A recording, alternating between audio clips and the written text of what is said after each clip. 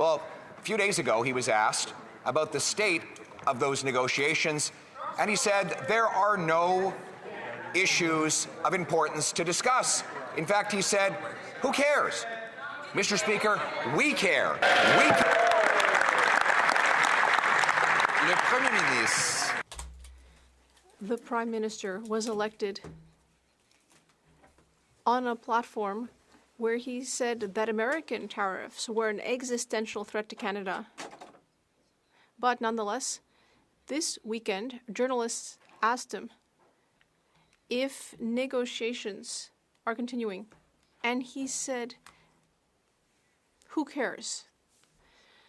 He said, who cares? I don't care.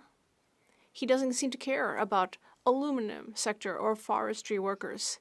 Is that really the message he wants to send to Quebec workers, that he doesn't care? The Honourable Government House Leader. Mr. Speaker, last week, the member for Prince George Peace River Northern Rockies took up MAGA accusations stating that immigrants slowed down the Canadian economy. I think Canadians deserve to know if the leader of the opposition approves of those comments. Mr. Speaker, my question was for the Prime Minister, who is here in Ottawa, who said yesterday, when asked about jobs for people in aluminum, steel, forestry, and many other sectors who are suffering because of the Prime Minister's failures and his broken promises. And he said, who cares? How is it that the Prime Minister doesn't care about the fact that people are losing their jobs in Beauce, in the Saguenay, and elsewhere in Canada because of his failures? How is it that all he had to say was ask, who cares? The Honourable Government House Leader.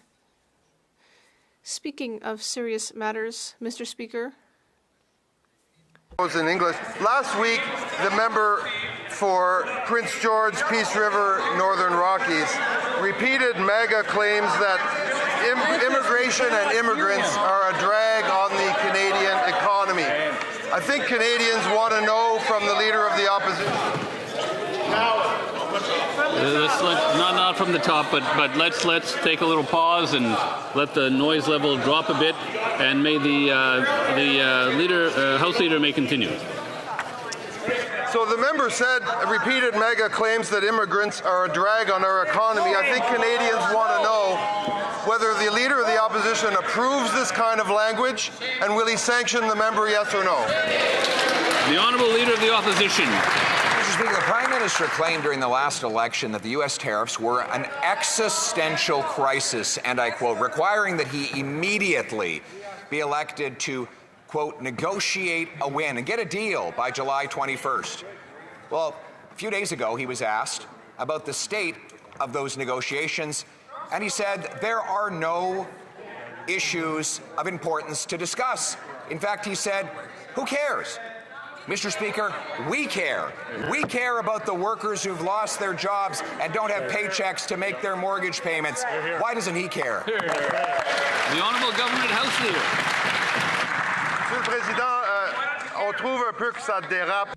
Mr. Speaker, things are getting out of hand on the other side of the House. Repeating of these MAGA claims came in the wake of the member for Calgary Midnapore questioning the Prime Minister's loyalty to Canada. I think we can all agree that those are comments that no Canadian can take seriously. My question is, does the Leader of the Opposition take them seriously? If he doesn't, which he must surely not, would he tell the House and would he tell his member to apologize for those comments? The Honourable Leader of the Opposition.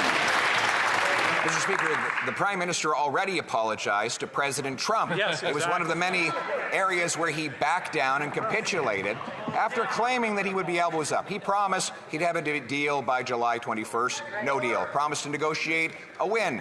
No wins. Mr. Speaker, he promised elbows up. Elbows are gone. And now, when he's asked about the state of the talks, he says, who cares? Why should he care? days after he met with the president, Brookfield got an $80 billion contract with the White House. Is that really what he cares about? Does he not care about the hard-working Canadians that are counting on him to keep his promise? The Honourable Government House Leader. Bien sûr que le Premier ministre se soucie. Of course, the Prime Minister cares about the well-being of Canadians, our workers and industries. And that is why we are carrying out constructive negotiations with the U.S. But, Mr. Speaker, things are getting out of hand on the other side. The member for Calgary-Midnapore, even this very morning, was questioning whether the Prime Minister is loyal to Canada. Can the leader of the official opposition sanction her for her comments? Or does he agree? Prime Minister, who said, "Who cares?" when he was asked just over the weekend about the failure to keep his promises on trade since he took office. Not only has he failed to get the promised deal, but American tariffs on aluminum, autos, and steel have doubled. On forestry communities, they have tripled. The Prime Minister says, who cares? All of us on this side of the House care about the communities that are being emptied out in our forestry, the steel workers in Hamilton who don't have jobs to pay their mortgages. We care about those people. Why doesn't he? The Honourable Minister responsible for Canada-U.S. trade relations. Mr. Speaker, just because the Leader of the Opposition keeps repeating the same line over and over again doesn't make it real. Mr. Speaker, the Leader of the Opposition knows very well that our government was elected to defend Canadian workers and the Canadian economy. That's exactly what we did in a budget that was tabled in this House of Commons. The opposition decided not to support Canadian workers and provinces and territories and sectors under attack by unfair American tariffs. Mr. Speaker, we're going to continue to support Canadian workers and the Canadian economy and negotiate a deal with the United States. The Honourable Leader of the Opposition.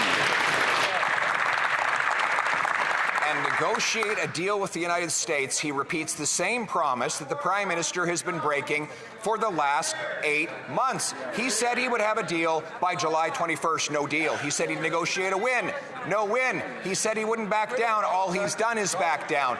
He said he'd be elbows up. His elbows are missing. And now when he's asked about the fate of these thousands of jobs that rely on him keeping his word, he says, who cares? Isn't it clear by now that even days after he met the president, only Brookfield got the $80 billion deal? Is that what he meant when he promised he'd negotiate a win? Right. Honorable Ministre des Finances. Mr. Speaker, we care so much that... On va recommencer là parce qu'on entend. Let's start over. I can't hear anything. Let's just take a moment here. We'll let people calm down. The Honourable Minister of Finance. Mr. Speaker, it's only Monday. Look at how excited they are because they know there's good news in the budget, Mr. Speaker. That's what I see. Mr. Speaker, there's enough good news to go to Regina, to go to Winnipeg, to go to Moose Jaw, because you know what, Mr. Speaker? The people in Winnipeg understand you need to invest in infrastructure. The people in Moose Jaw understand you need to invest in our military.